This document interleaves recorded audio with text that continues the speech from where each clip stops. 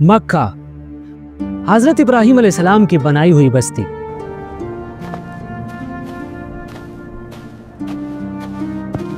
اور اس بستی میں موجود سب سے مقدس گھر بیت اللہ، جسے حضرت ابراہیم اور حضرت اسماعیل علیہ السلام نے صرف ایک خدا کی عبادت کے لیے بنایا تھا۔ اللہ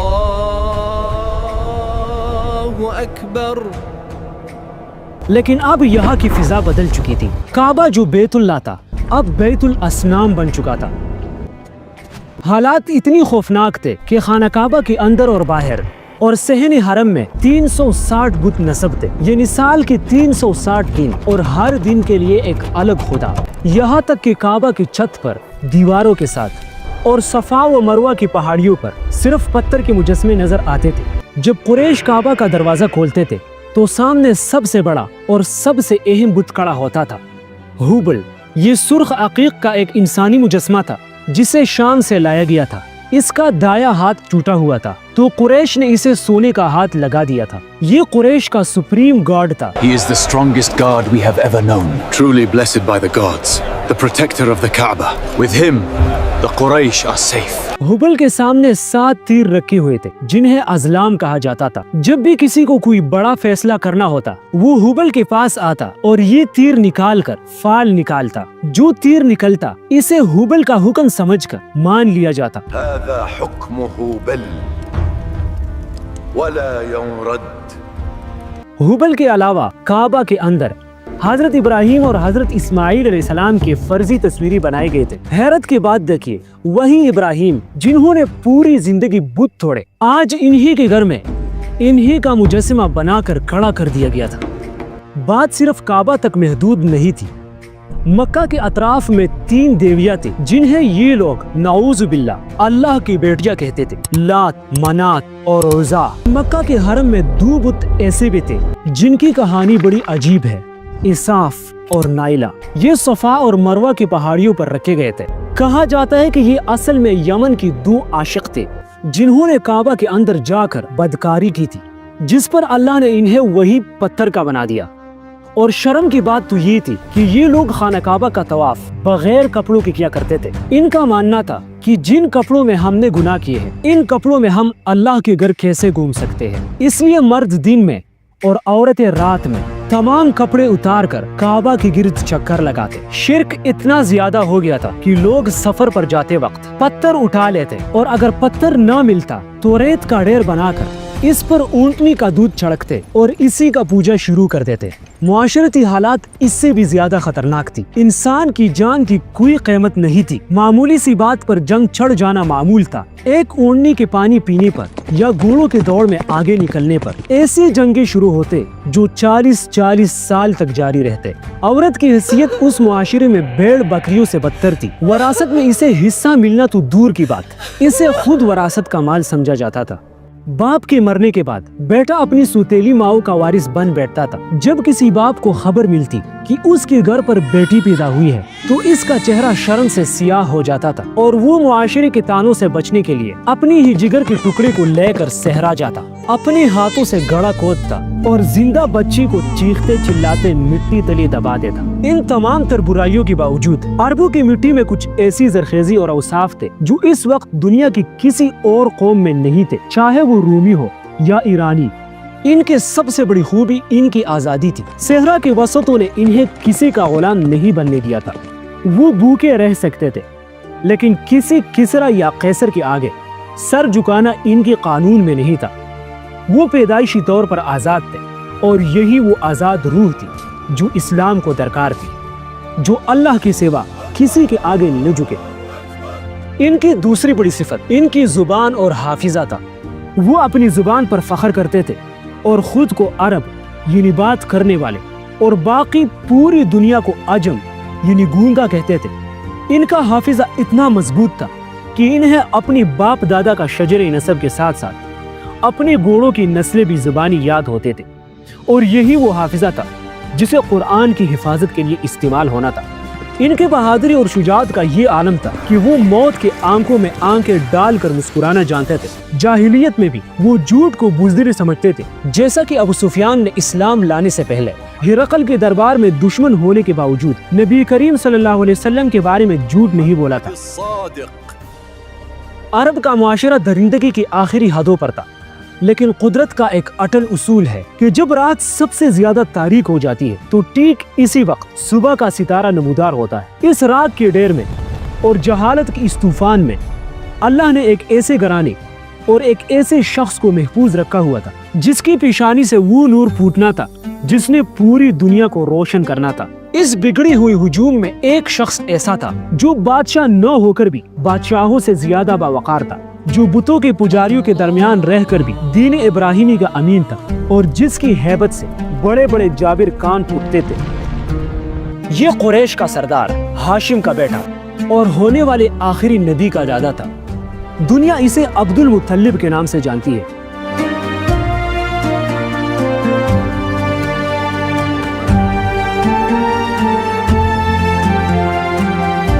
ان کا اصل نام شیبہ تھا، جس کا مطلب ہے بوڑھا یا بزرگی والا، کیونکہ جب وہ پیدا ہوئے تو ان کے سر کے بالوں میں پیدائشی طور پر سفیدی موجود تھی۔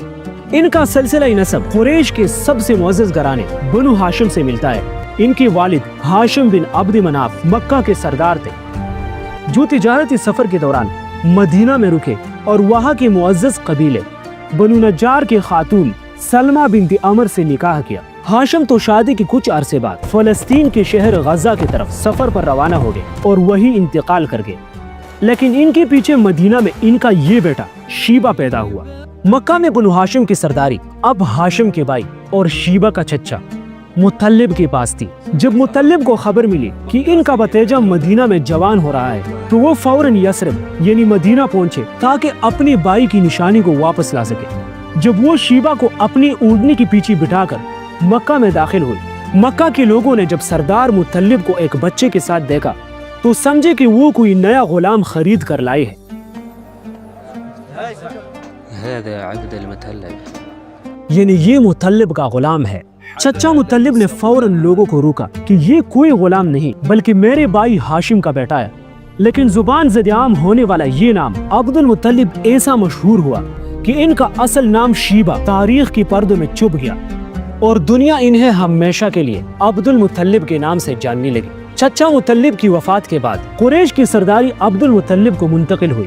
وقت کے گزرنے کے ساتھ ساتھ اللہ نے انہیں ایسے عزت اور وقار عطا کی جو عرب میں کسی اور کو حاصل نہ تھا۔ وہ جسمانی طور پر انتہائی وجیح، دراز قد اور رعبدار شخصیت کے مالک تھے۔ ان کی زندگی کا سب سے بڑا کارنامہ چاہے زمزم کی دوبارہ کھدائی ہے۔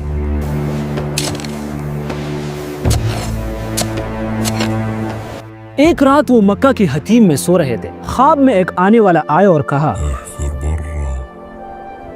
تو اس پر انہوں نے پوچھا۔ دوسری رات بھی وہ اسی جگہ سو رہے تھے، خواب میں پھر وہی شخص آیا اور کہا۔ انہوں نے پھر وہی سیم سوال کیا۔ یہ کہتے ہی وہ شخص چلا گیا اور کچھ بھی نہیں کہا۔ تیسری رات خواب میں پھر وہی شخص آیا اور کہا۔ انہوں نے پوچھا۔ وہ شخص پھر چلا گیا اور پہلے کی طرح کچھ بھی نہیں بتایا، لیکن چوتھے رات اس شخص نے بالکل صاف کہا۔ حضرت عبد المطلب نے پوچھا تو اس شخص نے جواب دیا،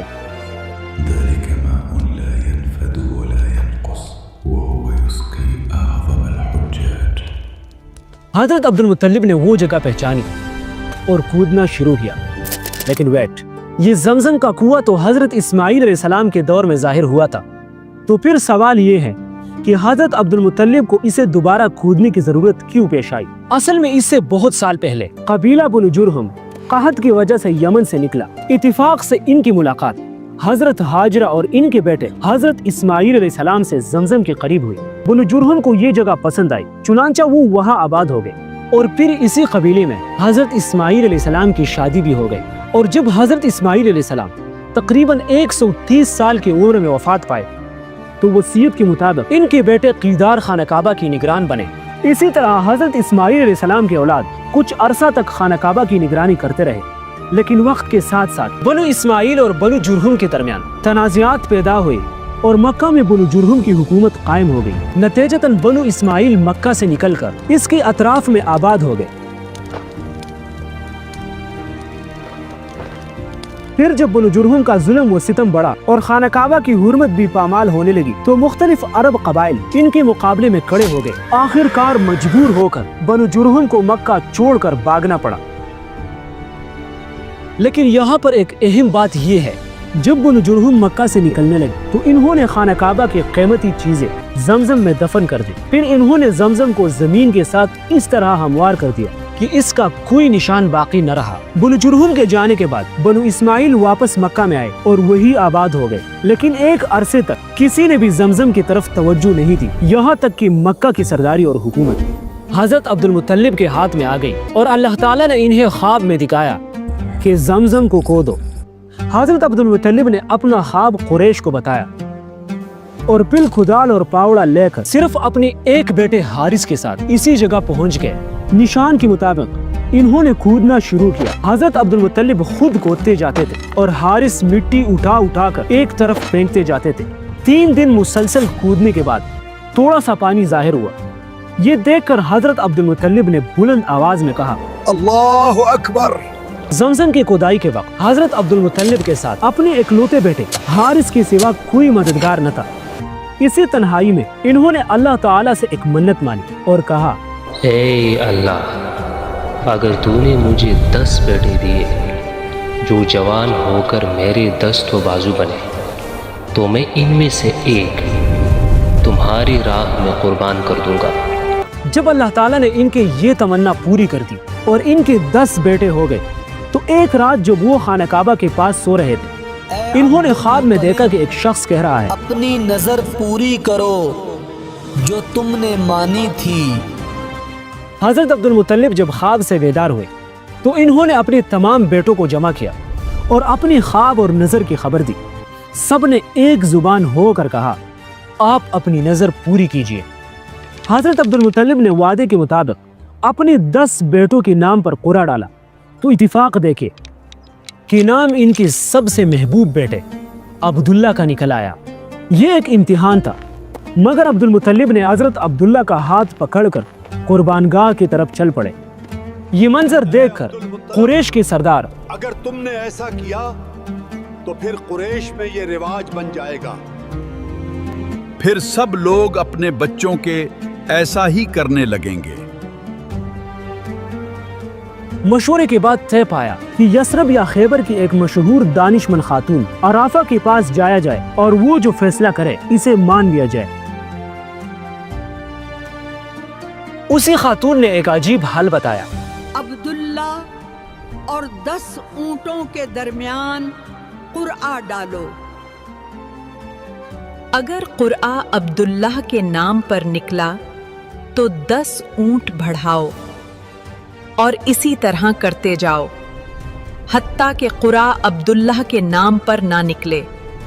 حضرت عبد المطلب واپس آئے اور مکہ کی ہجوم کے سامنے قراندازی شروع ہوئی۔ قرعہ عبداللہ کے نام پر نکلا، چلو دوبارہ ڈالتے ہیں، 10 اونٹ بڑھاتے ہیں۔ عبد المطلب نے 10 اونٹ بڑھا دی، پھر دوبارہ نام حضرت عبداللہ کا نکلا۔ اونٹ بڑھتے گئے، 20، 30، 40، مگر ہر بار تیر عبداللہ کے نام پر نکلتا، یہاں تک کہ اونٹوں کی تعداد 100 تک پہنچ گئی۔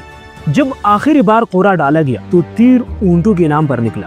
حضرت عبد المطلب نے خوشی سے وہ 100 اونٹ صفا اور مروہ کے مابین قربان کیے۔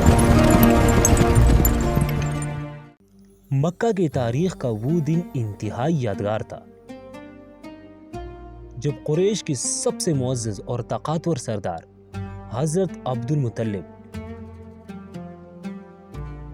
اپنی سب سے محبوب اور خوبصورت بیٹے حضرت عبداللہ کو قربان کرنے کے لیے تیار تھے۔ حضرت عبد المطلب کی نظر کے مطابق جب قراندازی ہوئی تو نام عبداللہ کا نکلا اور مکہ والوں نے انہیں روکا۔ اگر تم نے ایسا کیا تو پھر قریش میں یہ رواج بن جائے گا۔ تو فیصلہ ہوا کہ عبداللہ اور 10 اونٹوں کے درمیان قرعہ ڈالا جائے۔ عبداللہ اور 10 اونٹوں کے درمیان قرعہ ڈالو۔ لیکن قرعہ بار بار عبداللہ کے نام ہی نکلتا رہا، یہاں تک کہ عبد المطلب نے اونٹوں کی تعداد بڑھاتے بڑھاتے 100 کر دی۔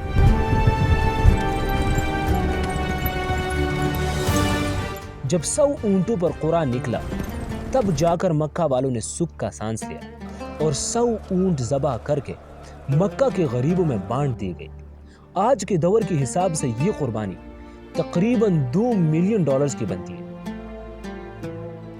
حضرت عبداللہ کی اٹریکشن صرف ان کی سرداری یا خوبصورتی کی وجہ سے نہیں تھی، ان کی پیشانی پر ایک خاص اور مقدس نور چمکتا تھا جو دیکھنے والوں کو اپنی طرف اٹریکٹ کرتا تھا۔ تاریخ بتاتی ہے کہ جب حضرت عبداللہ اس عظیم قربانی سے بچ کر واپس آ رہے تھے تو راستے میں انہیں ایک عورت ملی اور اس عورت نے حضرت عبداللہ سے کہا، اے عبداللہ، میرے ساتھ تعلق قائم کرو۔ لیکن یہ کوئی عام خاتون نہیں تھی، بلکہ یہ مکہ کی مشہور عالم، تورات اور انجیل کا عالم ورقہ بن نوفل کی بہن تھی۔ چونکہ وہ ورقہ بن نوفل کی بہن تھی اس لیے وہ خود بھی آسمانی کتابوں کی گہری علم سے بخوبی واقف تھے اور صدیوں سے کی جانے والی پیشن گوئیوں کے مطابق آخری نبی کی آمد کی شدت سے منتظر تھے۔ اس کتاب میں آخری نبی کی نشانیاں بیان کی گئی ہیں جن کے آنے سے دنیا میں روشنی اور ہدایت پھیلنے والی ہے۔ جب ان کی نظر حضرت عبداللہ پر پڑی تو ان کی آنکھوں نے اس راز کو پا لیا جسے عام لوگ نہیں دیکھ پا رہے تھے۔ انہوں نے حضرت عبداللہ کی مبارک پیشانی میں چمکتے ہوئے نوری نبوت کو پہچان لیا تھا۔ ان کی یہ خواہش تھی کہ یہ عظیم اور مقدس آخری نبی ان کے بطن سے اس دنیا میں تشریف لائے۔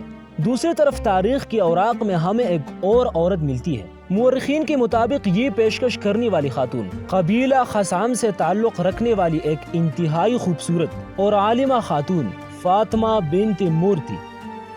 وہ نوری مصطفیٰ کی اس قدر طلبگار تھی کہ روایات کے مطابق انہوں نے حضرت عبداللہ سے کہا تھا، اے عبداللہ، میرے ساتھ تعلق قائم کرو، میں تمہیں اتنی ہی اونٹ دوں گی جتنی تمہارے قربانی میں ذبح کی گئی ہے، یعنی 100 اونٹ دوں گی جتنی تمہاری جان کے بدلے قربان کی گئی ہے۔ لیکن حضرت عبداللہ کا کردار اسلام سے پہلے بھی کتنا پاکیزہ تھا، اس کا اندازہ ان کی اس تاریخی جواب سے لگایا جا سکتا ہے۔ حرام کام کی طرف جانے سے تو موت بہتر ہے اور حلال کا یہاں کوئی راستہ نہیں، تو تم جس چیز کا مطالبہ کر رہی ہو وہ کیسے ممکن ہے؟ میں اپنی عزت اور دین کو داغدار نہیں کر سکتا۔ اس واقعے کے بعد عبد المطلب نے اپنی عظیم بیٹے کے لیے قریش کی ایک انتہائی معزز قبیلہ بنو زہرہ کے سردار وہب بن عبد مناف کی صاحبزادی حضرت آمنہ کا انتخاب کیا۔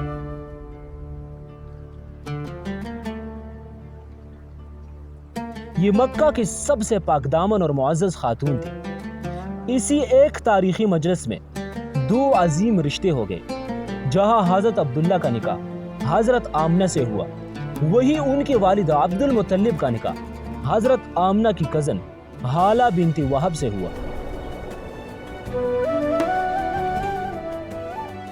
جن کے بطن سے بعد میں سید الشہداء حضرت حمزہ رضی اللہ عنہ پیدا ہوئے۔ نکاح کے بعد جب حضرت عبداللہ اپنی زوجہ حضرت آمنہ کے پاس ٹھہرے تو وہ عظیم اور مقدس نور جو ان کے پیشانی میں چمکتا تھا وہ حضرت آمنہ کی طرف منتقل ہو گیا۔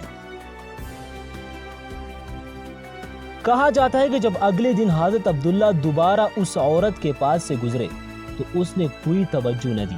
حضرت عبداللہ نے پوچھا کہ آج تم نے وہ پیشکش کیوں نہیں کی؟ اس نے جواب دیا، وہ نور جو کل تمہارے چہرے پر تھا اب وہ تمہارے پاس نہیں رہا۔ واللہ میں کوئی بدکار نہیں، میں تو بس اس نور کو پانا چاہتی تھی، لیکن اللہ نے جہاں چاہا وہاں منتقل کر دیا۔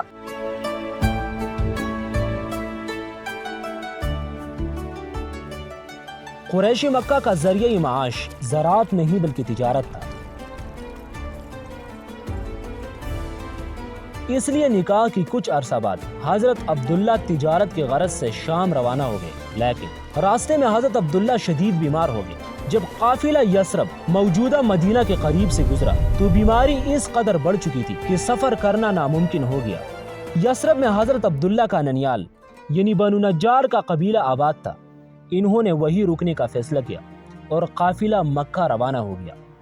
جب یہ تجارتی قافلہ مکہ پہنچا اور حضرت عبداللہ اس میں نظر نہ آئے تو بوڑھے عبد المطلب اور نئی نویلی دلہن حضرت آمنہ بے چین ہو گئے۔ عبد المطلب نے فوراً اپنی سب سے بڑے بیٹے حارث کو یثرب روانہ کیا تاکہ وہ اپنی بائی کو واپس لے آئے۔ لیکن جب حارث یسرب پہنچے تو منظر مکمل طور پر بدل چکا تھا۔ انہیں بتایا گیا کہ وہ نوجوان جسے 100 اونٹوں کی قربانی دے کر بچایا گیا تھا، بیماری کی تاب نہ لاتے ہوئے وفات پا چکا ہے اور اسے یسرب کے دار النابغہ میں دفن کر دیا گیا ہے۔ حارث جب یہ خبر لے کر مکہ لوٹے تو مکہ کی فضاؤں میں ایک شدید ماتم چھا گیا۔ حضرت عبد المطلب نے اپنی بڑھاپے کا سہارا اور سب سے محبوب بیٹا کھو دیا، اور حضرت آمنہ اپنی زندگی کی بہاروں میں بیوہ ہو چکی تھی۔ یہ تاریخ کا ایک ایسا المناک موڑ تھا جس نے دنیا کو ایک گہری خاموشی میں دھکیل دیا، کیونکہ اس وقت دنیا کو معلوم نہیں تھا کہ جس ہستی کے سر سے باپ کا سایہ اٹھ گیا ہے، جو دنیا میں آنے سے پہلے ہی یتیم ہو چکا ہے، وہ کوئی اور نہیں بلکہ سرکار دو عالم خاتم النبیین حضرت محمد مصطفیٰ صلی اللہ علیہ وآلہ وسلم کی ذات مبارک۔ سبسکرائب